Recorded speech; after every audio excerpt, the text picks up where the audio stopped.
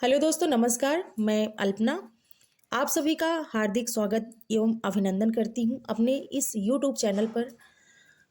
आज मैं लेकर आई हूं केंद्रीय शिक्षक पात्रता परीक्षा दिसंबर 2019 का प्रश्न पत्र है ये, जो कि प्रथम प्रश्न पत्र है कक्षा 1 से 5 तक का। और भाग 1 है आपका बाल विकास एवं शिक्षा शास्त्र। मैं आप लोगों को बता दूं, मेरा 2019 का और 2021 दोनों सीटेट क्वालिफाई हैं।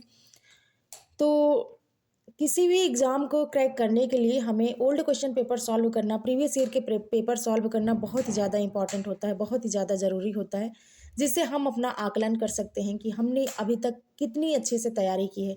तो चलिए अपनी तैयारी को परखिए और क्वेश्चन को एक रिवीजन के तौर पे लेते रहिए। ये मेरा पहला वीडियो है। ऐसे ही वीडियो मैं आपको पर डे इसी टाइम अपलोड करके दूंगी, देखना ना भूलिएगा। चलिए शुरू करते हैं। पहला क्वेश्चन है कि भाषा के अर्जन एवं विकास के लिए सर्वाधिक संवेदनशील अवधि कौन सी है?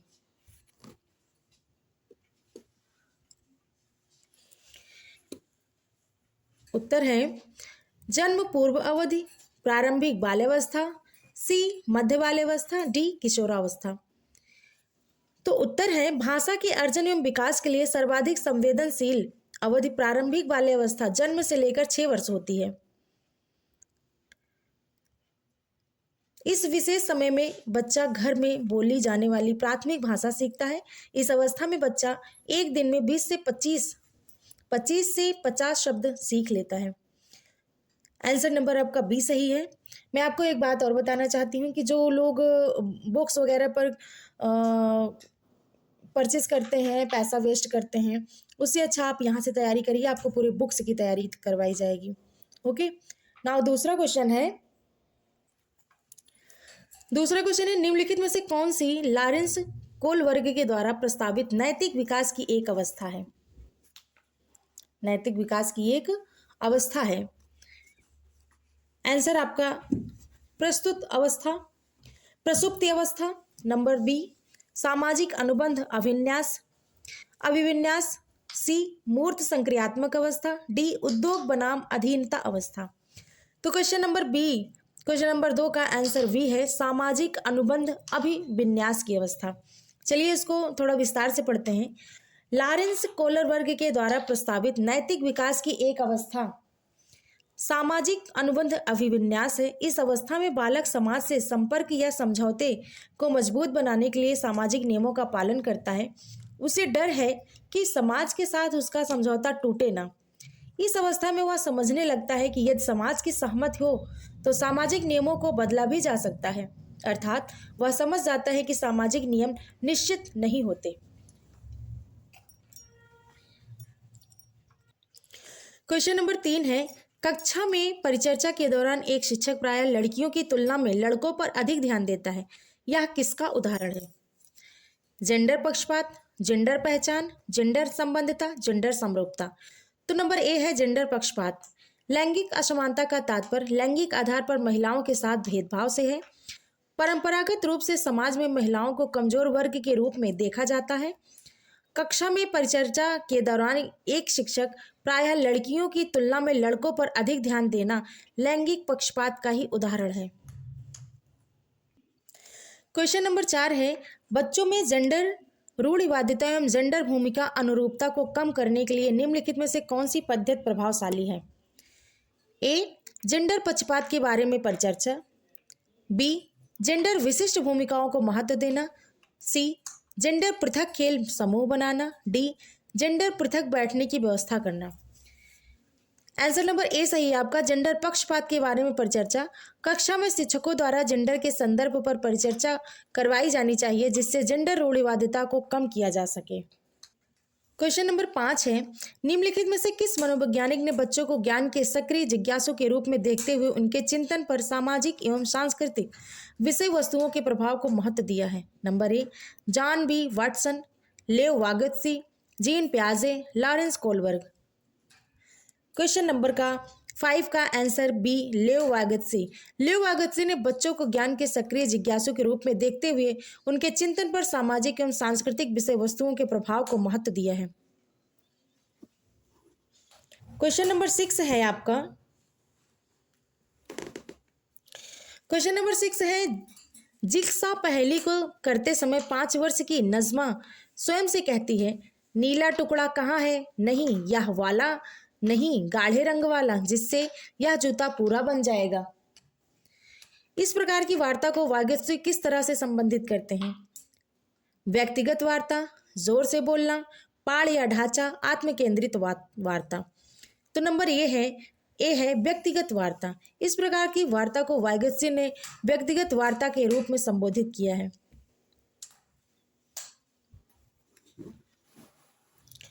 7 नंबर क्वेश्चन है आपका, बच्चों को संकेत देना तथा आवश्यकता पड़ने पर सहयोग प्रदान करना निम्नलिखित में से किसका उदाहरण है? प्रबलन का, या अनुबंधन का, या मॉडलिंग का, या पाठ या ढांचा का? तो पाठ या ढांचा का है। ढांचा निर्माण विकास के संभावित क्षेत्रों से संबंधित प्रत्यय है। ढांचा निर्माण एक तकनीक है जो सहायता के स्तर में परिवर्तन करती है। क्वेश्चन नंबर 8 है, निम्नलिखित व्यवहारों में से कौन सा जीन पियाजे के द्वारा प्रस्तावित मूर्त संक्रियात्मक अवस्था को विशेषित करता है? नंबर ए परिकल्पित निगमनात्मक तर्क, साध्यात्मक विचार, बी संरक्षण कक्षा समावेशन, सी अस्थगित अनुकरण पदार्थ अस्थायित्व, नंबर डी प्रतीकात्मक खेल विचारों की अनुत्क्रमणीयता, बी है संरक्षण कक्षा समावेशन। मूर्त संक्रियात्मक अवस्था 7 से 11 वर्ष में बच्चा मूर्त घटनाओं के संबंध में युक्ति संगत तर्कना पर कर सकता है और वस्तुओं को विभिन्न समूहों में वर्गीकृत कर सकता है। वस्तुओं की मानस प्रतिभाओं पर प्रतिवर्तनीय मानसिक संक्रियाएं करने में सक्षम होता है। संरक्षण तथा कक्षा समावेशन मूर्त संक्रियात्मक अवस्था को विशेषित करता है। क्वेश्चन नंबर 9 है, बच्चों के संज्ञानात्मक विकास के संदर्भ में निम्नलिखित में से कौन सी पियाजे की संरचना है? स्कीमा, अवलोकन अधिगम, अनुबंधन, प्रबलन। तो नंबर ए है स्कीमा। बच्चों के संज्ञानात्मक विकास के संदर्भ में स्कीमा पियाजे की संरचना है। स्कीमा से तात्पर्य ऐसी मानसिक संरचना से है जो व्यक्ति विशेष के मस्तिष्क में सूचनाओं को संगठित तथा व्याख्यायित करते हुए विद्यमान होती है। पियाजे के अनुसार स्कीमा को संशोधित व समायोजित करने में 2 प्रक्रियाओं की भूमिका महत्वपूर्ण होती है, आत्मसातीकरण तथा समायोजन। क्वेश्चन नंबर 10 है, आकलन का प्राथमिक उद्देश्य क्या होना चाहिए? विद्यार्थियों के लिए श्रेणी निश्चित करना, बी संबंधित अवधारणाओं के बारे में बच्चों की अस्पष्टता तथा भ्रांतियों को समझना, सी विद्यार्थियों के प्राप्तांकों के आधार पर उनको नामांकित करना, डी रिपोर्ट कार्ड में उत्तीर्ण या अनुत्तीर्ण अंकित करना। तो नंबर बी है कि आकलन का प्राथमिक उद्देश्य क्या होना चाहिए? संबंधित अवधारणाओं के बारे में बच्चों की अस्पष्टता तथा भ्रांतियों को समझना। आकलन छात्रों के अधिगम एवं विकास का व्यवस्थित आधार का अनुमान है। यह किसी भी वस्तु को परिभाषित कर चयन, रचना, संग्रहण, विश्लेषण, व्याख्या तथा सूचनाओं का उपयुक्त प्रयोग कर छात्र विकास तथा अधिगम को बढ़ाने की प्रक्रिया है। अतः विकल्प बी से स्पष्ट है कि आकलन का प्राथमिक उद्देश्य संबंधित अवधारणाओं के बारे में बच्चों की अस्पष्टता तथा भ्रांतियों को समझना है। प्रश्न नंबर 11 है, निम्नलिखित कथनों में से कौन सा बुद्धि के बारे में सही है? बुद्धि एक निश्चित योग्यता है जो जन्म के समय ही निर्धारित होती है। बी बुद्धि को मानकीकृत परीक्षणों के प्रयोग से सटीक रूप से मापा एवं निर्धारित किया जा सकता है। सी बुद्धि एक एकात्मक कारक तथा एक एकाकी विशेषक है। डी बहुबुद्धि आयामी है तथा जटिल योग्यताओं का एक समूह है। उत्तर नंबर डी है कि बुद्धि जो है बहुआयामी है तथा जटिल योग्यताओं का समूह है। कैले व थर्स्टन ने बताया कि बुद्धि का निर्माण प्राथमिक मानसिक योग्यताओं के द्वारा होता है या मानसिक जटिल योग्यताओं का समूह होता है। प्रश्न नंबर 12, रूही हमेशा समस्या के एकाधिक समाधानों के बारे में सोचती है। इनमें से काफी समाधान मौलिक होते हैं। रूही किन गुणों का प्रदर्शन कर रही है? ए सृजनात्मक विचारक, बी अभिसारिक विचारक, सी अनम्य विचारक, डी आत्म केंद्रित विचारक। तो रूही सृजनात्मक विचारक सृजनात्मक प्रक्रिया वह प्रक्रिया है जिसके द्वारा कुछ नया निर्मित होता है। विचार वस्तु जिसमें पुराने तत्वों को नवीन तरीके से व्यवस्थित किया जाता है। नवीन सृजन किसी समस्या का समाधान प्रस्तुत करता है। रूही के गुण उसे सृजनात्मक विचारक प्रदर्शन कर रहे हैं। क्वेश्चन नंबर 13, शिक्षण अधिगम प्रक्रिया में व्यक्ति वंचित समूह से संबंधित विद्यार्थियों के द्वारा सहभागिता कम होने की स्थिति में एक शिक्षक को क्या करना चाहिए? नंबर ए, बच्चों को विद्यालय छोड़ने के लिए कहना चाहिए। नंबर बी, इस स्थिति को जैसी है स्वीकार कर लेना चाहिए। सी, इन विद्यार्थियों से अपनी अपेक्षाओं को कम करना चाहिए। डी, अपनी शिक्षण पद्धति पर विचार करना चाहिए तथा बच्चों की सहभागिता में सुधार करने के लिए नए तरीके ढूंढने चाहिए। तो डी नंबर सही है आपका। शिक्षक को अपनी शिक्षण पद्धति में विचार करना चाहिए। यदि वंचित समूह के बच्चों की भागीदारी कक्षा में कम हो रही है तो उसे अपनी शिक्षण पद्धति पर विचार करना चाहिए तथा बच्चों की सहभागिता में सुधार करने के लिए नए नए तरीके ढूंढने चाहिए। क्वेश्चन नंबर 14, एक समावेशी कक्षा में एक शिक्षक को विशिष्ट शैक्षिक योजनाओं को क्या करना चाहिए? तैयार नहीं करना चाहिए। नंबर बी, कभी कभी तैयार करना चाहिए। सी, सक्रिय रूप से तैयार करना चाहिए। या डी, तैयार करने के लिए हतोत्साहित होना चाहिए। तो हतोत्साहित तो बिल्कुल नहीं होना चाहिए। सी है, सक्रिय रूप से तैयार करना चाहिए। सीटेट में एक ये बात होती है कि कभी भी आपको निगेटिव आंसर पर टिक नहीं करना है।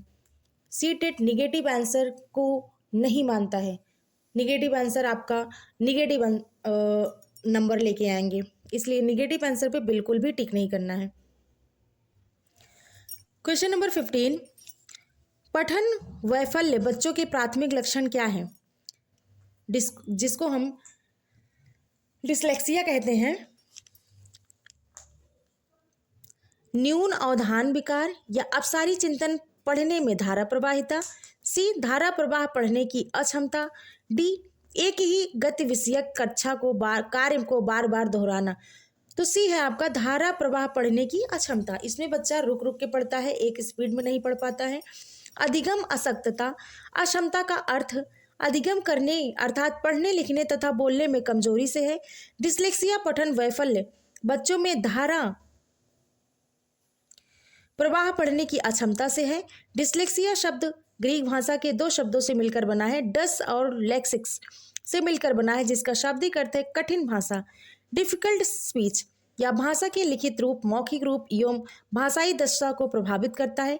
यह अधिगम अक्षमता का सबसे सामान्य प्रकार है। क्वेश्चन नंबर 16 है, शिक्षा का अधिकार अधिनियम 2009 में उल्लेख की गई समावेशी शिक्षा की अवधारणा निम्नलिखित में से किस पर आधारित है?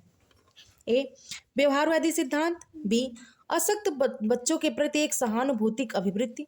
सी, अधिकार आधारित मानवतावादी परिप्रेक्ष्य। डी, मुख्यतः व्यावसायिक शिक्षा उपलब्ध करा करके अशक्त बच्चों के मुख्य धारा में शामिल करना। अशक्त बच्चों को मुख्य धारा में शामिल करना। उत्तर नंबर सी है कि अधिकार आधारित मानवतावादी परिप्रेक्ष्य। शिक्षा का अधिकार अधिनियम 2009 में उल्लेख की गई समावेशी शिक्षा की अवधारणा का आधार मानवतावादी परिप्रेक्ष्य था। क्वेश्चन नंबर 17 है आपका कि संरचनावादी ढांचे में अधिगम प्राथमिक रूप से क्या है?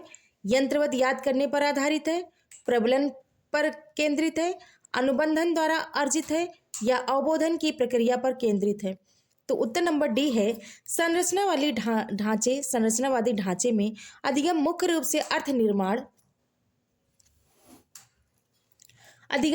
से अर्थ निर्माण की प्रक्रिया पर केंद्रित होता है। रचनात्मक प्रक्रिया में शिक्षार्थी एक सूचना निर्माता है। व्यक्ति सक्रिय रूप से वस्तुनिष्ठ वास्तविकता के अपने व्यक्तिपरक प्रतिनिधित्व का निर्माण या उत्पादन करते हैं। नई जानकारी मौजूदा ज्ञान से जुड़ी होती है। इस प्रकार बौद्धिक प्रतिनिधित्व व्यक्तिपरक है। क्वेश्चन नंबर 18, अनेक घटनाओं के बारे में बच्चों के द्वारा बनाए गए सहजानुभूत सिद्धांतों के संदर्भ में एक शिक्षिका को क्या करना चाहिए? ए, बच्चों के इन सिद्धांतों को अनदेखा करना चाहिए, बच्चों को दंडित करना चाहिए, बार बार याद करने के द्वारा एक सही सिद्धांत से बदल देना चाहिए, या फिर प्रतिकूल प्रमाण एवं उदाहरणों को प्रस्तुत करके बच्चों के इन सिद्धांतों को चुनौती देनी चाहिए। कौन सा आंसर सही है आप बताइए? तो आंसर नंबर डी आपका सही है। प्रतिकूल प्रमाण एवं उदाहरणों को प्रस्तुत करके बच्चों को इन सिद्धांतों को चुनौती देनी चाहिए। शिक्षिका के द्वारा प्रतिकूल प्रमाण एवं उदाहरण देकर बच्चों को इन सिद्धांतों को चुनौती देना चाहिए। क्वेश्चन नंबर 19, छात्र केंद्रित शिक्षा शास्त्र की क्या विशेषता है? छात्र केंद्रित शिक्षा शास्त्र की क्या विशेषता है? केवल पाठ्य वस्तुओं पर निर्भर होना, बच्चों के अनुभवों को प्रमुखता देना, यंत्रवत याद करना या योग्यता के आधार पर विद्यार्थियों को नामांकित करना तथा वर्गीकृत करना। पहली बात तो हम देखते हैं जिस भी आंसर में केवल शब्द होगा उस आंसर को टिक नहीं करना है, वो आपका निगेटिव आंसर माना जाता है। ओके, तो यहाँ पर होगा कि छात्र केंद्रित शिक्षा शास्त्र में छात्रों के अनुभवों को प्रमुखता प्रदान किया जाना चाहिए, अर्थात क्वेश्चन नंबर बी, बच्चों के अनुभवों को प्रमुखता देना। क्वेश्चन नंबर 20 है, संवेग एवं संज्ञान एक दूसरे से क्या है? संवेग और संज्ञान एक दूसरे से क्या है? पूर्णतया अलग है, स्वतंत्र है, सन्निहित है या संबंधित नहीं है? तो संवेग और संज्ञान जो है वो सन्निहित हैं, एक दूसरे के पूरक हैं। ओके, संवेग व्यक्ति के व्यवहार को उत्तेजित या गति प्रदान करता है, जबकि संज्ञान संवेदी सूचनाओं को ग्रहण कर उसका समुचित उपयोग करता है। यह एक दूसरे से सन्निहित है। क्वेश्चन नंबर 21 है, संरचनावादी सिद्धांतों के अनुसार अधिगम के बारे में निम्नलिखित कथनों में से कौन सा सही है? अधिगम पुनरुत्पादन एवं स्मरण की प्रक्रिया है, अधिगम यंत्रवत याद करने की प्रक्रिया है, अधिगम अवृत्तीय संबंध के द्वारा व्यवहारों का अनुबंधन है, अधिगम सक्रिय विनियोजन के द्वारा ज्ञान की संरचना की प्रक्रिया है। उत्तर नंबर डी आपका सही है कि अधिगम सक्रिय विनियोजन के द्वारा ज्ञान की संरचना की प्रक्रिया है। संरचनावाद सिद्धांत के अनुसार मनोविज्ञान को चेतन अनुभूतियों को अध्ययन का विज्ञान कहा गया है। इस प्रक्रिया में व्यक्ति स्वयं अपनी मनोदशा का अध्ययन करता रहता है। इसके लिए व्यक्ति को संक्रियात्मक आधार पर अधिगम से जुड़ना होता है।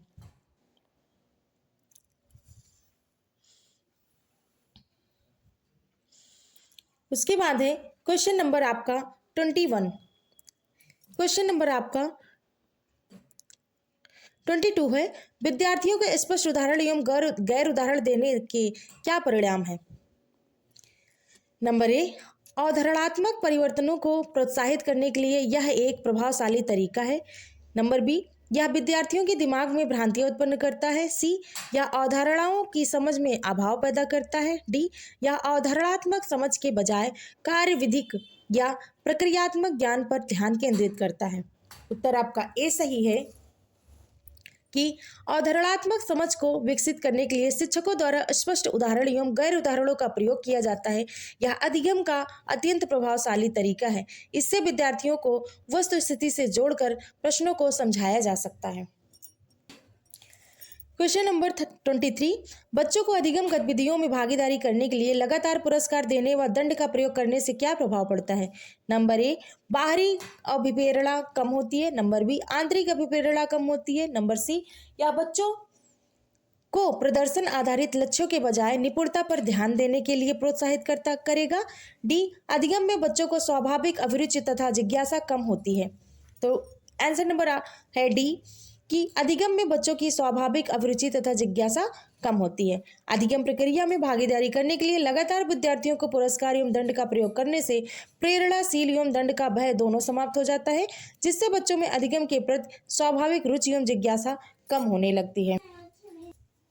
क्वेश्चन नंबर 24, निम्नलिखित में से कौन सी प्रथाएं सार्थक अधिगम को बढ़ावा देती हैं? शारीरिक दंड, सहयोगात्मक अधिगम, पर्यावरण। नंबर 3, सतत एवं समग्र मूल्यांकन। 4, निरंतर तुलनात्मक मूल्यांकन। ए या 2 सही है, 2 या 3 सही है, 1 2 3 सही है, 2 3 4 सही है। तो ये है बी आपका सेकंड और थर्ड सही है। सतत एवं समग्र मूल्यांकन, निरंतर सतत एवं समग्र मूल्यांकन और दूसरा सहयोगात्मक पर्यावरण अध्ययन। सार्थक अधिगम को प्रोत्साहित करने के लिए विद्यालय एवं कक्षा में सहयोगात्मक वातावरण का विकास करते हुए विद्यार्थियों को सीखने के प्रति जागरूक करना चाहिए। विभिन्न गतिविधियों वातावरण का विकास करते हुए विद्यार्थियों को सीखने के प्रति जागरूक करना चाहिए। विभिन्न गतिविधियों में प्रतिभाग करने के दौरान शिक्षक को उनका सतत एवं समग्र मूल्यांकन करना चाहिए, जिससे अधिगम में उनकी रुचि बढ़े। क्वेश्चन नंबर 25 है आपका कि शिक्षक बच्चों की जटिल अवधारणाओं की समझ को किस प्रकार सहज कर सकते हैं। एक व्याख्यान दे करके या प्रतियोगात्मक अवसरों की व्यवस्था करके, बार बार यांत्रिक अभ्यास के द्वारा या अन्वेषण एवं परिचर्चा के लिए अवसर उपलब्ध करके। तो आंसर नंबर आपका डी सही है कि कक्षा में कभी कभी जटिल पाठ्यक्रम के कारण विद्यार्थियों को अधिगम में समस्या उत्पन्न होने लगती है। ऐसे में शिक्षक को जटिल अवधारणाओं को सरल बनाने के लिए अन्वेषण एवं परिचर्चा के दौरान अवसर उपलब्ध कराना चाहिए। क्वेश्चन नंबर आपका 26 है कि एक प्राथमिक विद्यालय की अध्यापिका बच्चों को एक प्रभावशाली समस्या समाधानकर्ता बनने के लिए किस प्रकार से प्रोत्साहित कर सकती है। ए है आपका प्रत्येक छोटे कार्य के लिए भौतिक पुरस्कार देना, केवल प्रक्रियात्मक ज्ञान पर बल या महत्व देकर, गलत उत्तरों को अस्वीकार करके एवं दंडित करके, बच्चों को सहानुभूति अनुमान लगाने के लिए प्रोत्साहित करके तथा उसी पर आधारित विचार मंथन करके। तो डी आपका सही है। मैंने आपको बताया जिसमें केवल रहेगा वो आप टिक नहीं करेंगे बिल्कुल। अध्यापिका सहज अनुमान लगाकर उसी पर विचार करने को प्रोत्साहित करके समस्या का समाधान कर सकती है। क्वेश्चन नंबर आपका 27 है कि निम्नलिखित अवधि में किसमें शारीरिक वृद्धि एवं विकास तीव्र गति से घटित होता है। तो ये है शैशव एवं प्रारंभिक बाल्यावस्था में, या प्रारंभिक बाल्यावस्था में मध्यकाल में, या मध्य बाल्यावस्था में किशोरावस्था, डी किशोरावस्था एवं वयस्कता। तो नंबर ए आपका सही है कि शैशवावस्था एवं प्रारंभिक बाल्यावस्था, शैशव एवं प्रारंभिक बाल्यावस्था काल में शारीरिक वृद्धि एवं विकास अत्यधिक तीव्र गति से होता है। क्वेश्चन नंबर आपका 28 है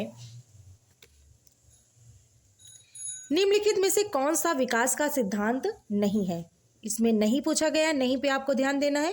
विकास जीवन पर्यंत होता है, विकास परिवर्त्य होता है, विकास आनुवंशिकता एवं पर्यावरण दोनों के द्वारा प्रभावित होता है, विकास सार्वभौमिक है तथा सांस्कृतिक इससे संदर्भ इसे प्रभावित नहीं करते हैं।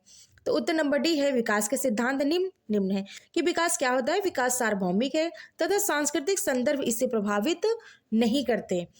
विकास के सिद्धांत निम्न है कि निरंतरता का सिद्धांत होना चाहिए, व्यक्तिक एवं अंतर का सिद्धांत, वंशानुक्रम तथा वातावरण की अंतःक्रिया का सिद्धांत, विकास की दिशा का सिद्धांत, वृद्धि एवं विकास की गति की दर में विभिन्नता, यद्यपि व्यक्तिक विकास को सांस्कृतिक संदर्भ भी प्रभावित करती है। 29 कि व्यक्तिक विभिन्नताओं का प्राथमिक कारण क्या है। लोगों के द्वारा माता पिता से प्राप्त आनुवंशिक संकेत पद्धति, कोड या जन्मजात विशेषताएं, या पर्यावरण प्रभाव, या आनुवंशिकता एवं पर्यावरण के बीच जटिल पारंपरिक क्रिया। तो क्या है कि व्यक्तिक विभिन्नताओं का प्रमुख कारण आनुवंशिकता एवं पर्यावरण के बीच जटिल पारस्परिक क्रिया है। क्या है? जटिल पारस्परिक क्रिया है। 30 नंबर है और आपका लास्ट क्वेश्चन है निम्नलिखित में से कौन सा द्वितीयक सामाजिकरण एजेंसी का उदाहरण है। नंबर है परिवार एवं पास पड़ोस, परिवार एवं मीडिया, परिवार विद्यालय एवं मीडिया, मीडिया एवं पास पड़ोस। इसमें द्वितीयक एजेंसी का पूछा गया है, तो विद्यालय एवं मीडिया आपका द्वितीयक एजेंसी है, परिवार आपका प्राथमिक का है। तो बालक का परिवार, आसपास, पड़ोस, सामाजिकरण ही प्राथमिक संस्था है, जबकि विद्यालय एवं मीडिया इनमें द्वितीयक संस्था की भूमिका का निर्वहन करते हैं।